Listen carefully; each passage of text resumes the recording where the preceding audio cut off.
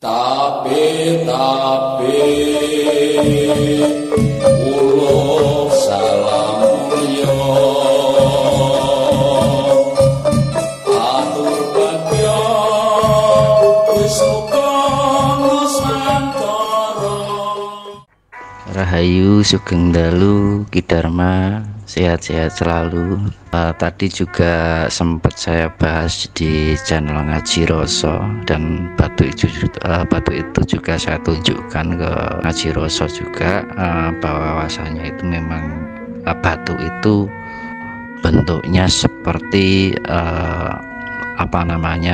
pecahan gunung. Jadi batu itu memang Merapi itu sebenarnya menghadapnya ke Gunung Api Purba, dan posisi batu itu ketika dihadapkan ke arah Gunung Api Purba, posisi ada lubang kecil di bagian samping dari batu itu, posisinya di sebelah bagian barat daya dari batu itu. Jadi batu itu kalau diposisikan ke arah Gunung Purba, yang lubang kecil itu ngarahnya di barat daya. Jadi lubang kecil itu gambaran muntahan lava yang sekarang dan suatu ketika akan pecah, sangat dahsyat itu kan. Maka nanti pecahnya itu akan terjadi mahapralaya seperti kejadian di era Mataram kuno.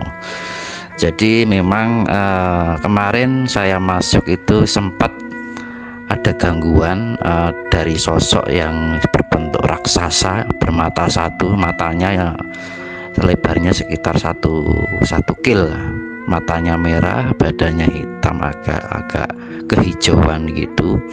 Memang si raksasa itu kan untuk menghalang-halangi ritual kami pada waktu itu, karena memang ada beberapa partisi spiritual ataupun mungkin dari Keraton Jogja menghalang-halangi agar Merapi itu tidak meletus.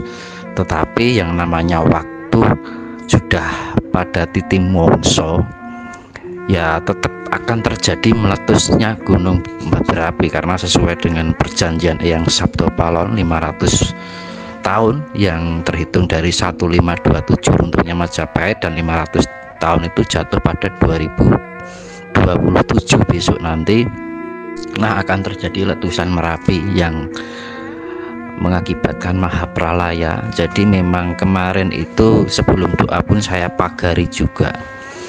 Jadi untungnya seharusnya memang itu batu itu menjatuhi Mas Indarto, tapi karena perjalanan kami itu didampingi dengan Eyang Sabdo Palon, maka ya kalau memang Merapi itu sudah saatnya, jadi tidak bisa diganggu gugat, nggak bisa dihalang-halangi oleh perkasaan manapun. Karena ya memang yang namanya Eyang Sabdo Palon itu kan dahyangnya tanah jauh, jadi memang nggak bisa diganggu gugat kalau Eyang Sabdo Palon itu sudah menetapkan titik mongso kan itu kan. Makanya dari niatnya raksasa itu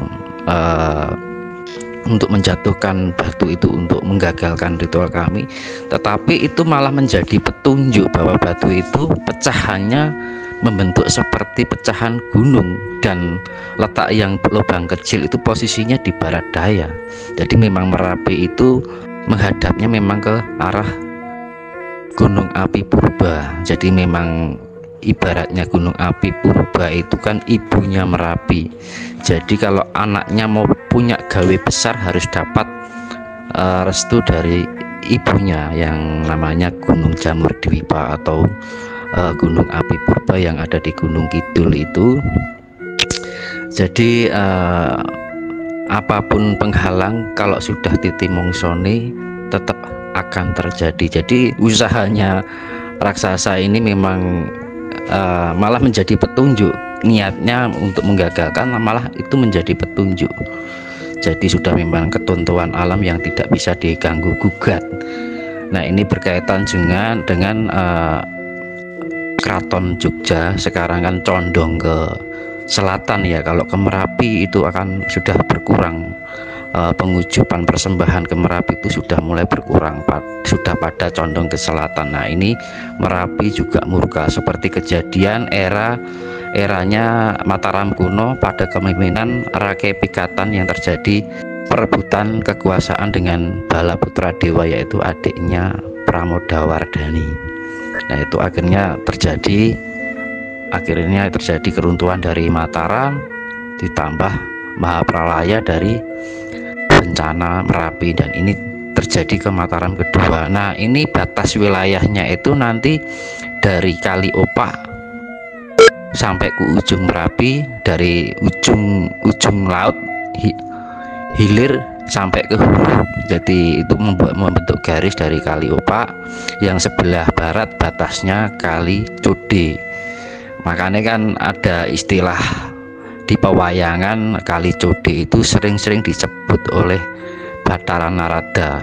Jadi Pak Pong Kali Code sopo sing gawe. Nah, itu memang kejadian kalau di dalam sejarah ceritakan Empu Pamadi dan Empu Rama itu kan ditimbun oleh Merapi. Itu kan hanya sebuah siloka kan, karena memang simbol pusaka itu kan artinya sesuatu kekuatan yang untuk mempertahankan sifatnya api itu tadi. Nah, dikarenakan tertimbunnya itu, Empu Pamadi dan Empu Rama itu punya sabda, kalau nggak ada persembahan untuk Merapi maka akan dihancurkan, tetapi ketika ada persembahan maka akan dimakmurkan.